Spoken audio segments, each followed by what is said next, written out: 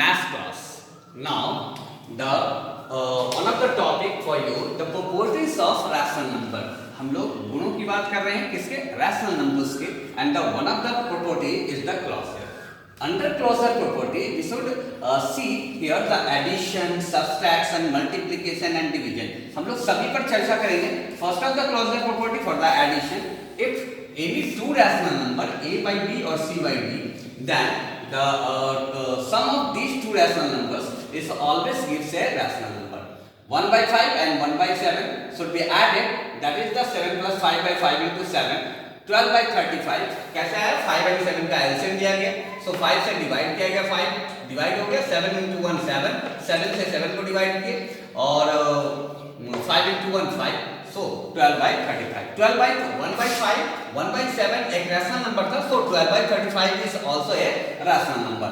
Now the closure property for the multiplication. If any two rational numbers a by b or c by d are multiplied, then the product also be a rational number. So a by b into c by d is equal to a into c by b into d. For the example for you, 2 by 3 and into 5 by 3. So numerator is multiplied by numerator and denominator is multiplied by denominator. So 2 into 5 10 and 3 into 3 is 9. So 10 by 9 is also a rational number if 2 by 3 and 5 by 3 is a rational number.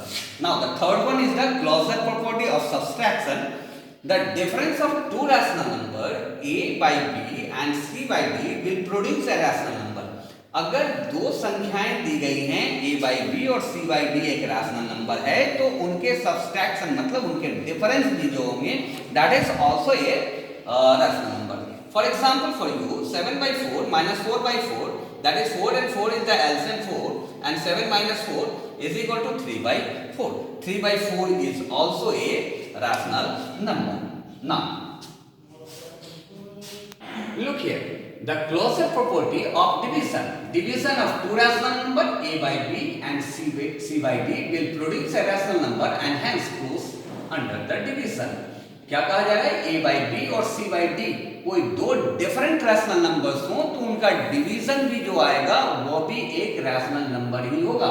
So for example for you 2 by 5 is divided by 2 by 5, that is the 2 by 5 and the sign should be changed into multiply, so the numbers will be reversed. 5 by 2, 2 to 2 cancel हुआ, 5 to 5 is cancelled, so 1 into 1 is 1. Now the next property is the commutative properties. ये पहला properties था जिस पर हम लोग चर्चा कर रहे थे, क्लॉजर प्रॉपर्टी. क्लॉजर प्रॉपर्टी के 4 पार्ट्स दिखाए गए आपको: addition, subtraction, multiplication and division. Now the next option for you, the commutative property. What is commutative? का commutative property of addition if two rational number, अगर किसी दो रैशनल नंबर्स को उनके ऑर्डर्स चेंज कर दिए जाएं, it should be never be different values. Here a by b and c by d दो रैशनल नंबर थे, इन दोनों को ऐड करेंगे, इनका ऑर्डर चेंज किया मैंने, a by b and c by d. That should be order change. c by d is first and then a by b. So values never be changed. That is the constant value. 1 by 2 for example for you, the example 1 by 2 plus 3 by 4. इनका मैंने LCM लिया 4 and 2 से 4 को divide किया, 2 1 जा 2, 4 से 4 को divide किया 1, 1 into 3 3, 4 और 2 का एलसीएम लिया 4, 4 से 4 डिवाइड किया 3 and 2 into 1 2, so 5 by 4 5 by 4. Result should be remains constant. If the order should be changed, there is no change in the values. So hence आप लिख सकते हैं commutative law for the addition exists for the rational numbers. Now the second option, the commutative property of multiplication. So two rational number, कोई दो rational number मैंने लिया a by b and c by d can be multiplied. अगर इनको आप multiply करते हैं and should be the order change, अगर इसके order change करते हैं, never be values change. Values उसके कभी change नहीं करेंगे. a by b into c by d. In here the c by d is the first and a by b is here. So for the example for you, 1 by 4 into 5 by 6, 5 by 6 into 1 by 4. So multiply numerator to numerator and denominator to denominator. So p का value जो लिखा गया था rational number का, उसका मैंने multiply किया, 1 into 5 5, 5 into 1 5, 4 into 6 24 and 6 into 4 is 24. So constant values जो आ रहे हैं दोनों तरफ LHS और RHS पर शुड रिमेन कांस्टेंट। LHS और RHS क्या आ रहा है? इक्वल आ रहा है। Hence आप लिख सकते हैं commutative law for the multiplication exist for the rational number. Rational number के लिए कम्यूटेटिव लॉ एग्जिस्ट करता है। इसमें मैंने दो लॉ की बात नहीं की, वो दो चीजों की बात नहीं की, मैंने एडिशन और मल्टीप्लिकेशन दिखाया। सब्सट्रैक्शन कम्यूटेटिव प्रॉपर्टी के लिए एग्जिस्ट नहीं करता और डिवीजन भी कम्यूटेटिव प्रॉपर्टी के लिए एग्जिस्ट नहीं करता। Now the third option for you, the associative property for any three rational number a by b, c by d and e by f. These are the three rational numbers and should be associated in different order. That should be the values remain constant. So a by b, c by d और e by f ये तीनों तीन तरह के rational number हैं। इनको multiply किया गया, इनके ऑर्डर को चेंज किया गया। मैंने ऑर्डर चेंज किया 1/2 into 1/3 into 1/4। पहले इन दोनों को मल्टीप्लाई किया, फिर इसके साथ, पहले बाद में इन दोनों का किया, फिर इनके साथ। सो 1/1, 1 into 1 1, 2 into 3 6, 1/4 चल रहा था, 1/4 के साथ मल्टीप्लाई किया, 1 into 1 1 और 6 into 4 24। नाउ राइट साइड में देखते हैं 3 into 4 12, 1 into 1 1, 1/12 को 1/2 से मल्टीप्लाई किया, that should be 1/24. So the value is LHS and RHS is constant. Now, associative law for the addition. If they can be added in any order, the result remains the same. क्या कहा जा रहा है associative law for addition के लिए? अब associative और second में दिखाया कि अगर एडिशन के केस में है और इनके ऑर्डर को चेंज करते हैं, then value should not be change. इनके वैल्यू चेंज नहीं किए जा सकते।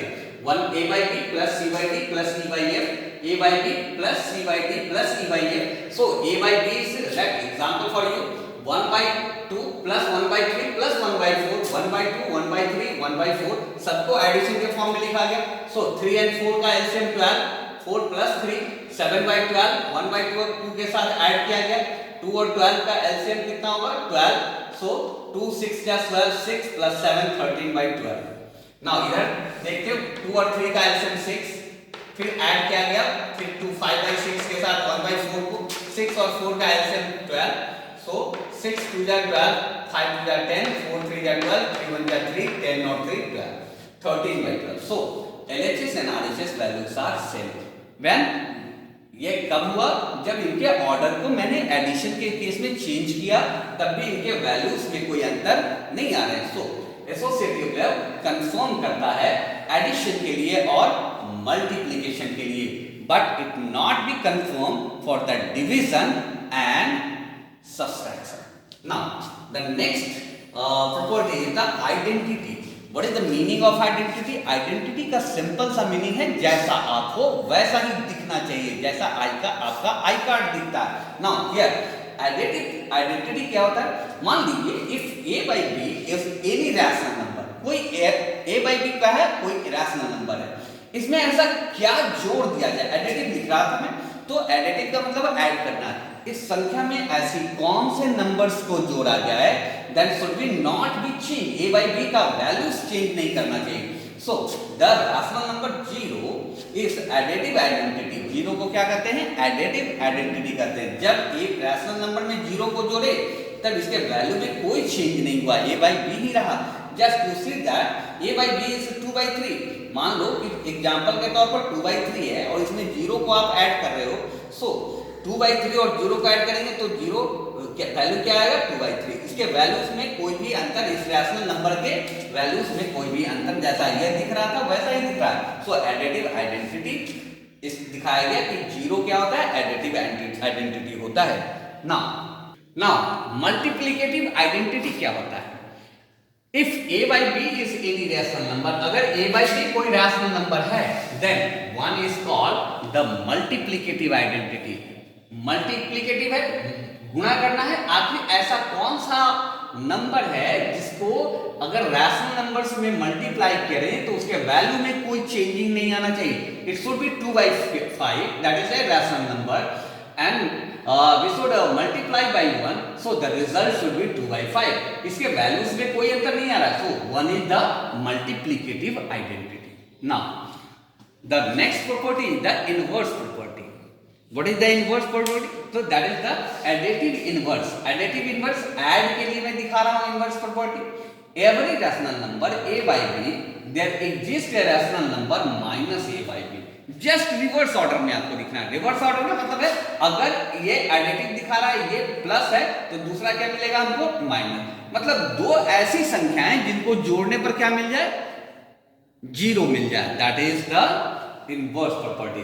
सो एडिटिव इनवर्स के लिए मैं दिखा रहा था आपको a by b that is the rational number should be added by minus a by b।